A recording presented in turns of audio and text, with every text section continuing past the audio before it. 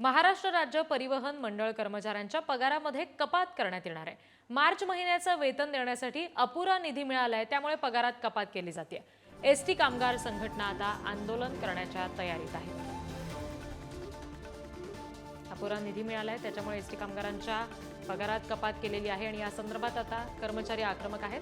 आणखी तपशील घेऊया प्रतिनिधी जितेंद्र शिंगाडे यांच्याकडून। जितेंद्र, नेमकं काय कारण याच्यासाठीचं दिलं गेलंय आणि आता याबाबत कर्मचाऱ्यांचं नेमकं काय म्हणणं आहे? कारण आंदोलनाच्या तयारीत आहेत असं कळतंय।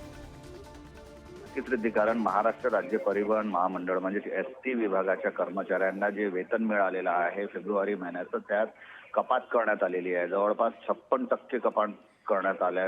56% वेतन देण्याचे आदेश सर्व विभागीय मंडळांना देण्यात आलेले आहेत। सोबतच 7 तारखेला मिळणारं वेतन होतं ते 9 तारखेला मिळालेलं आहे। एकूण पाहता एसटी महामंडळाची जी आर्थिक स्थिती आहे ती सध्या कमकुवत असल्याचं दिसून येत आहे।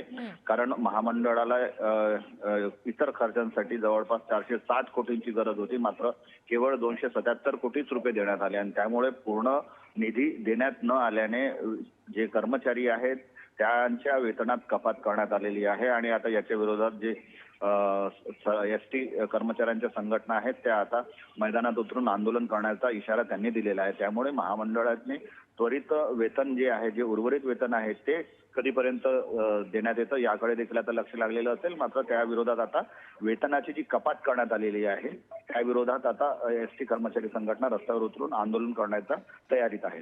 सिद्धी जी, धन्यवाद सगळ्या तपशिलांसाठी।